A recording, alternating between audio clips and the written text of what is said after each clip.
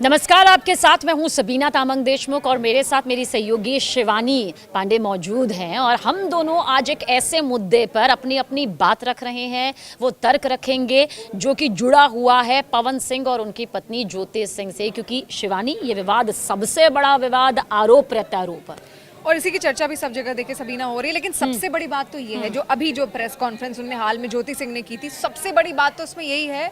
उनका ये कहना है, जैसे पवन सिंह ने कहा कि उनको बच्चे चाहिए, उनको बच्चे चाहिए थे, लेकिन अगर बच्चे चाहिए थे तो ज्योति सिंह का कहना है कि आपने फिर गर्भपात क्यों करवाया, इसके अलावा जो गोलियां आप उनको खिला रहे थे वो क्यों खिलाई गई। हाँ।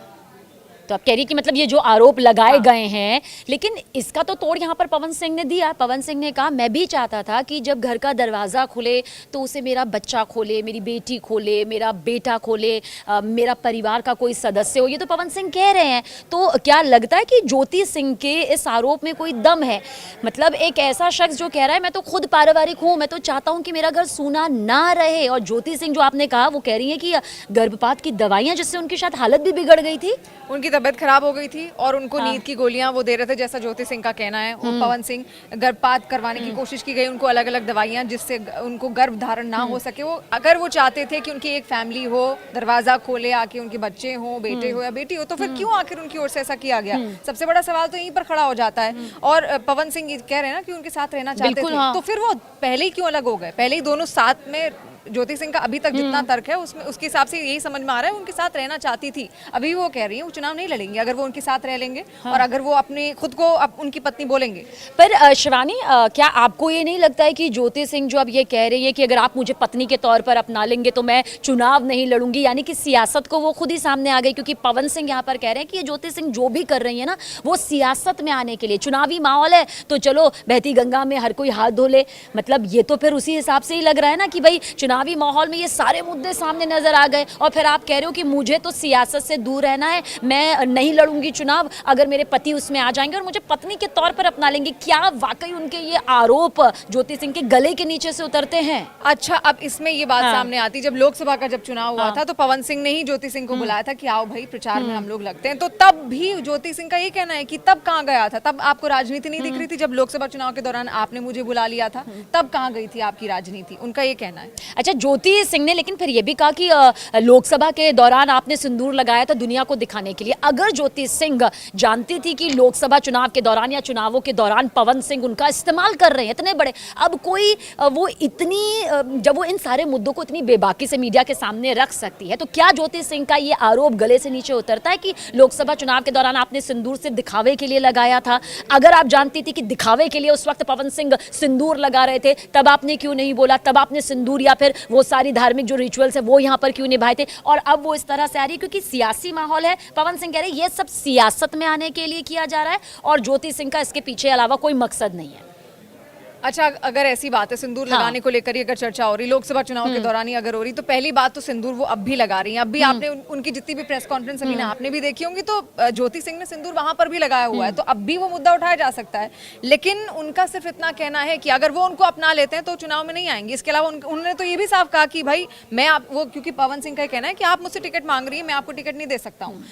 अब ज्योति सिंह का ये भी कहना है कि आपको खुद टिकट नहीं मिला, मैं आपसे टिकट कैसे मांगूंगी और आप कैसे मेरे को टिकट दे देंगे? और दूसरा, अगर आप मुझे अपना लेते हैं तो मैं चुनाव का रास्ता नहीं चुनूंगी। देखिए, एक रास्ता तो इंसान को कभी ना कभी जिंदगी में चुनना ही होता है, तो शायद मुझे लगता है उनको यही रास्ता अभी समझ में आ रहा है। पर पवन सिंह, चुनावी मौके ही ऐसे होते हैं जब सामने उभर कर आपको कुछ और मौका चुनाव में आने का मिल सकता है, उसके अलावा तो मुझे नहीं लगता कभी कोई मौका ऐसा मिलेगा। पवन सिंह जो है, जो उनके समर्थक हैं, जो उनका साथ देने वालों की अपनी अपनी फहरिस्त है। कोई ज्योति सिंह का साथ दे रहा है, कोई पवन सिंह का साथ दे रहा है।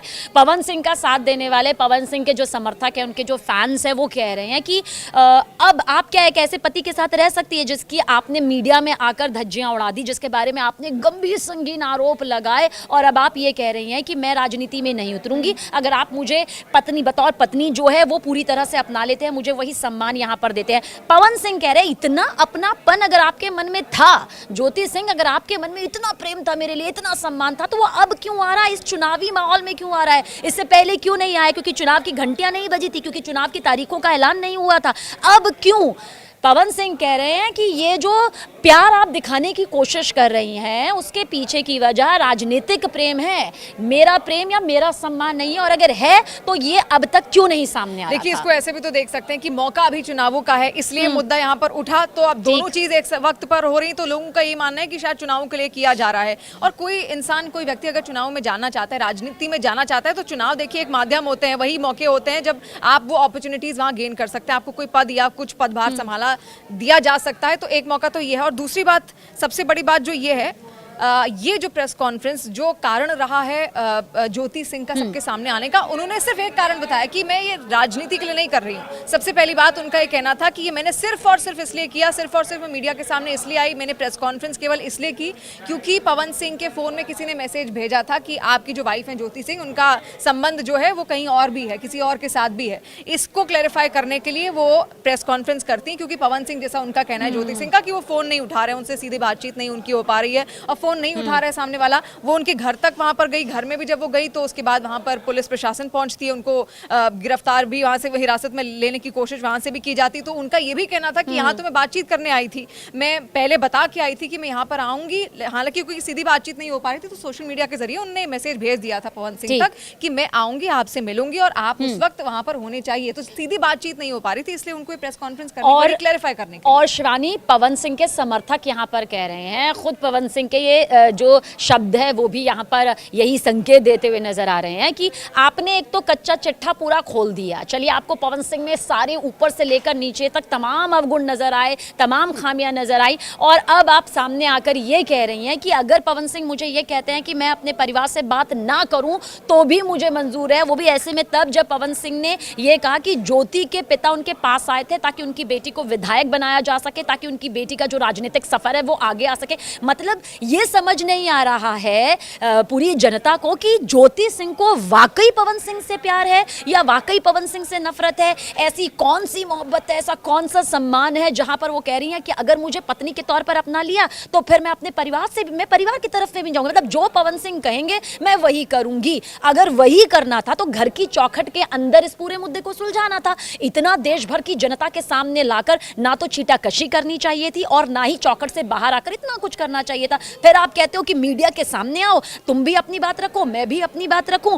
पवन सिंह लेकिन कह रहे हैं कि उनके पिता ने कहा था कि मेरी बेटी को विधायक बना दो, मेरी बेटी को जो है वो राजनीतिक सफर में आगे बढ़ा दो। और ऐसे में अब उसी पिता से ना मिलने की बात कि भाई अगर पवन सिंह कह देते हैं कि भाई तुम मेरी हो और मैं तुम्हें अपनाता हूं और मना कर देते हैं, मतलब ज्योति सिंह को लेकर समर्थक कह रहे हैं पवन सिंह के, ये तो ना अपने घर की हुई ना अपने पति की हो रही हैं। लेकिन जैसा ज्योति कह रही है कि अगर पवन सिंह उनको अपना लेते हैं, उनको पत्नी कह देते हैं, तो वो फिर उनको अपना लेंगी और चुनाव नहीं लड़ेंगी। इसको प्यार का तरीका भी तो बोल सकते हैं। हो सकता है वो चाहती हो, एक मौका उनको देना चाहती हो, और कोई पत्नी अपने परिवार को छोड़कर अपने पति के पास ही सिर्फ रहना चाहती, तो उसमें कोई गलत नहीं है। अगर वो चाहे रह सकती है, अपना प्यार वो उस तरीके से अगर प्रूव कर सकती, साबित कर सकती पवन सिंह के प्रति, तो ठीक है। लेकिन प्यार एक तरफा नहीं होता, हमेशा दो तरफा होता है। पवन सिंह को भी शायद उतनी एफर्ट डालनी चाहिए थी। और ये सवाल पवन सिंह पर भी खड़े होते हैं कि अगर उनको प्यार था तो साथ क्यों नहीं रहे, अलग क्यों हो गए एकदम से, अचानक से शादी करने के बाद आप अलग हो गए। गर्भ निरोधक दवाइयां आपने तरह तरह की उनको खिलाई, गर्भपात कराने का कोशिश किया, जैसा कि कोमल सिंह का यहाँ पर आरोप है, जो वो कह रही हैं, उन पर जो आरोप लगा रही हैं उसके मुताबिक हम यहाँ पर ये बहस यहाँ कर रहे हैं। तो ऐसे तो उनके प्यार पर भी सवाल खड़ा होता है। और अगर चाहिए तो सीधे डिवोर्स उनको अभी तुरंत उनको दे देना चाहिए था, उसी वक्त पर जब उनको लगा कि अब शायद संबंध आगे नहीं बन पाएंगे। यहाँ पर 2 साल ही साथ हाँ, ये देखिए, ये पॉइंट आपकी तरफ से या पॉइंट जिस तरह से आप इसे एक भावनात्मक तौर पर ले रही हैं, हो सकता है कि ये काफी हद तक वैलिड भी हो, लेकिन जो पवन सिंह का साथ देने वाले, क्योंकि आप जानते हैं जब भी दो मुद्दे उठते हैं या कोई मुद्दा उठता है और जिस पर देश की निगाहें टिकी होती है, और इस तरह के मामलों में तो दो पक्ष आपस में बढ़ जाता है। पवन सिंह का पक्ष ये कहता है कि एक तरफ उनकी पत्नी कह रही है कि वो उनके साथ में रहना चाहती हैं, एक तरफ उनकी पत्नी कह रही है कि मुझे ससम्मान अगर अपना लिया जाता है तो मैं सब कुछ छोड़ दूंगी, मैं अपने परिवार के पास। और जैसा कि आपने कहा कि ये प्यार करने का तरीका भी हो सकता है, लेकिन उनके समर्थक और उनके पक्ष वाले कह रहे हैं ये क्या तरीका है। एक तो आपने पूरी दुनिया के सामने, पूरे देश के सामने उनकी पूरी जितनी आपने उतारनी थी अच्छे से उनकी क्लास ले ली, पूरी काला चिट्ठा जो है उनका यहाँ पर खोल कर रख दिया, तमाम तरह के आरोप लगा दिए। दूसरी तरफ क्या वो सम्मान, क्या वो प्यार, क्या वो स्नेह मिल पाएगा जिसकी वो अब उम्मीद कर रही हैं? क्या वाकई ऐसा हो पाएगा? क्योंकि अगर उनको प्यार ही चाहिए होता तो खुलेआम पूरा जो काला कच्चा चिट्ठा यहाँ पर खोला गया है,